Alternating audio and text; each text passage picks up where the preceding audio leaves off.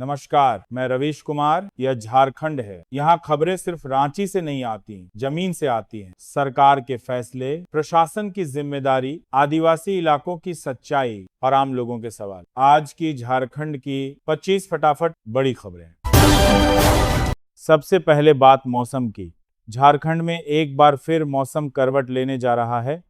मौसम विभाग ने राज्य के कई जिलों के लिए 3 और 4 फरवरी को हल्की बारिश की संभावना जताई है। मौसम वैज्ञानिकों के अनुसार बारिश के बाद तापमान में गिरावट दर्ज की जाएगी, जिससे लोगों को फिर से ठंड का एहसास होगा। अगले 2 दिनों में न्यूनतम तापमान 2 से 3 डिग्री सेल्सियस तक गिर सकता है। 3 फरवरी को पलामू, गढ़वा, चतरा और लातेहार जिलों में हल्की बारिश की संभावना है। वहीं 4 फरवरी को पश्चिमी सिंहभूम, पूर्वी सिंहभूम, सरायकेला, खरसावां और सिमडेगा जिलों में बादल बरस सकते हैं। सुबह के समय हल्का कोहरा छाया रहेगा, जबकि दिन में आसमान आंशिक रूप से बादलों से ढका रहेगा। मौसम विभाग ने लोगों को सतर्क रहने की सलाह दी है। भारतीय क्रिकेट टीम के पूर्व कप्तान महेंद्र सिंह धोनी ने मुख्यमंत्री के समक्ष अचानक पहुंचकर चौंका दिया। मुख्यमंत्री ने अपने एक्स अकाउंट पर इसकी तस्वीर जारी करते हुए लिखा है कि माही से अचानक मिलन हुआ। तस्वीर में सीएम हेमंत सोरेन और विधायक कल्पना सोरेन के साथ धोनी बीच में दिख रहे हैं। हालांकि इस मुलाकात के पीछे की वजह अभी तक सार्वजनिक नहीं की गई है। यह माना जा रहा है कि नए साल के अवसर पर हेमंत सोरेन और धोनी ने एक दूसरे को शुभकामना दी। राष्ट्रपिता महात्मा गांधी की पुण्यतिथि पर आज पूरे देश ने उन्हें श्रद्धांजलि अर्पित की। इस अवसर पर मुख्यमंत्री हेमंत सोरेन ने कहा कि बापू का सत्य, अहिंसा और न्याय का मार्ग हमारे लोकतंत्र और सामाजिक जीवन की आधारशिला है। उन्होंने कहा कि गांधी जी का जीवन हमें मानवता, करुणा और नैतिक साहस के साथ आगे बढ़ने की प्रेरणा देता है। राजधानी रांची में यूजीसी एक्ट के विरोध में छात्रों और युवाओं ने शांतिपूर्ण मशाल जुलूस निकाला। यह जुलूस लकड़ी टाल से पिस्का मोड़ तक निकाला गया, जिसमें बड़ी संख्या में छात्र शामिल हुए। छात्र नेताओं ने स्पष्ट किया कि यह आंदोलन किसी राजनीतिक दल के समर्थन में नहीं है, बल्कि छात्रों के भविष्य और शिक्षा व्यवस्था की रक्षा के लिए किया जा रहा है। पाकुड़ और साहिबगंज के पत्थर व्यवसायियों का 11 दिनों से जारी आंदोलन अब समाप्त हो गया है। रेलवे अधिकारियों के साथ हुई बातचीत के बाद व्यवसायियों ने आंदोलन वापस ले लिया। रेलवे प्रशासन ने उनकी कई मांगों पर सकारात्मक आश्वासन दिया है, जिसके बाद व्यवसायियों ने राहत की सांस ली। झारखंड कर्मचारी चयन आयोग यानी जेएसएससी ने तकनीकी स्नातक स्तरीय संयुक्त प्रतियोगिता परीक्षा 2023 की तारीखों का ऐलान कर दिया है। यह परीक्षाएं फरवरी और मार्च 2026 में आयोजित की जाएंगी। आयोग ने साफ किया है कि सभी परीक्षाएं सीबीटी मोड में ही कराई जाएंगी। एलपीजी उपभोक्ताओं के लिए राहत की खबर है। 2025 के तहत उपभोक्ताओं के बैंक खातों में 300 तक की गैस सब्सिडी ट्रांसफर होना शुरू हो गया है।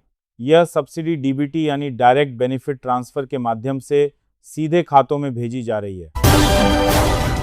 कोल्हान क्षेत्र में बिजली चोरी के खिलाफ बड़ी कार्रवाई की गई है।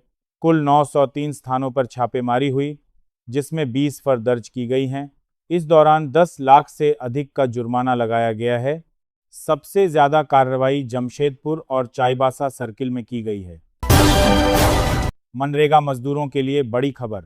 2 फरवरी को रांची में राज्य स्तरीय मनरेगा बचाओ आंदोलन आयोजित किया जाएगा।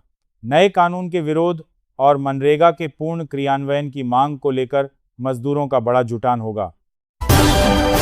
आय से अधिक संपत्ति मामले में निलंबित आईएएस अधिकारी विनय चौबे से एसीबी की टीम 4 दिनों तक पूछताछ करेगी।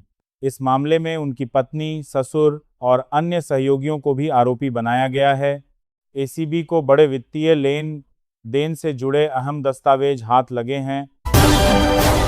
गुमला जिले के भरनो प्रखंड में 22 हाथियों का झुंड पहुंच गया है। ये हाथी लोहरदगा जिले की ओर से अम्लीय क्षेत्र में दाखिल हुए हैं। लोग हाथियों के पास जाकर वीडियो बना रहे हैं, जो बेहद खतरनाक साबित हो सकता है।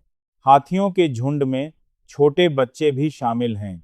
ग्रामीणों ने शोर मचाकर उन्हें गांव में घुसने से रोका है। गणतंत्र दिवस की परेड के दौरान राहुल गांधी और मल्लिकार्जुन खड़गे को तीसरी पंक्ति में बैठाए जाने पर सियासी घमासान मच गया है। कांग्रेस ने इसे विपक्ष और लोकतंत्र का अपमान बताया है।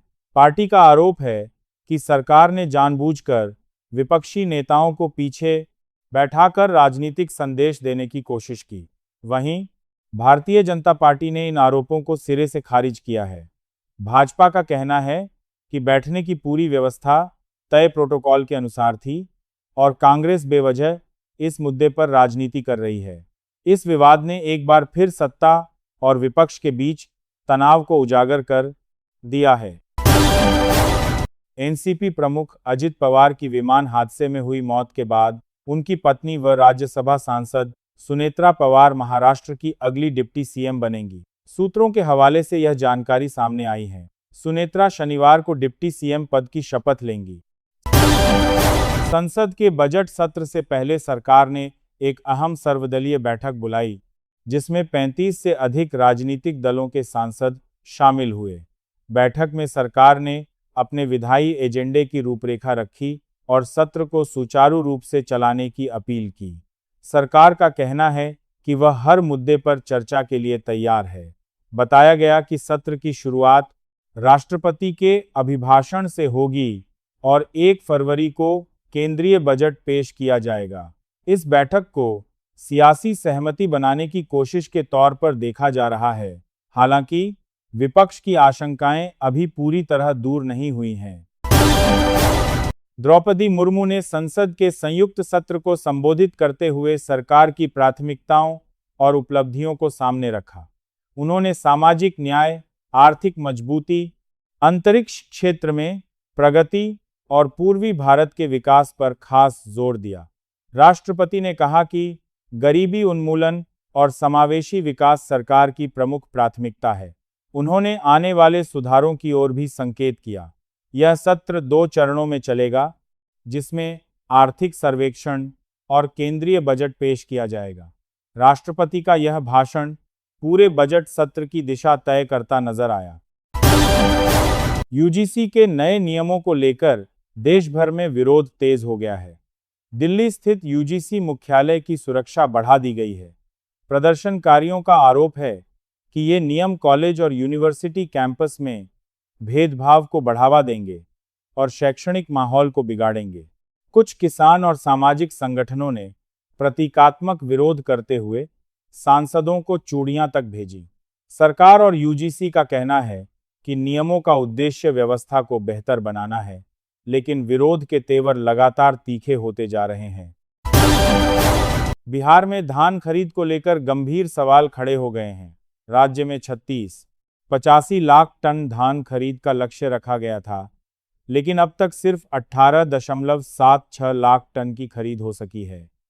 सरकार भले ही सख्ती के दावे कर रही हो, लेकिन जमीनी हकीकत कुछ और ही बयां कर रही है। आरोप है कि बिचौलिए छोटे किसानों के नाम पर फर्जीवाड़ा कर कम दाम पर धान खरीद रहे हैं। सहकारिता मंत्री ने पारदर्शिता और किसानों के हितों की रक्षा का भरोसा दिलाया है। सरकार ने ग्रामीण रोजगार के लिए नया कानून विकसित भारत गारंटी फॉर रोजगार ग्राम जी पेश किया है।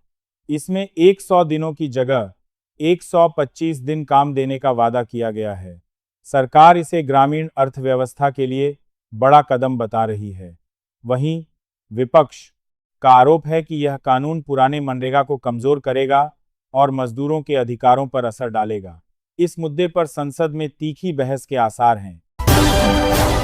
बजट सत्र शुरू होने से पहले कांग्रेस ने सरकार पर गंभीर आरोप लगाए हैं। पार्टी का कहना है कि अब तक विधायी एजेंडा साझा नहीं किया गया है। कांग्रेस का आरोप है कि सरकार विपक्ष को अंधेरे में रखकर अहम बिल पास कराना चाहती है। वहीं सरकार ने इन आरोपों को निराधार बताया है।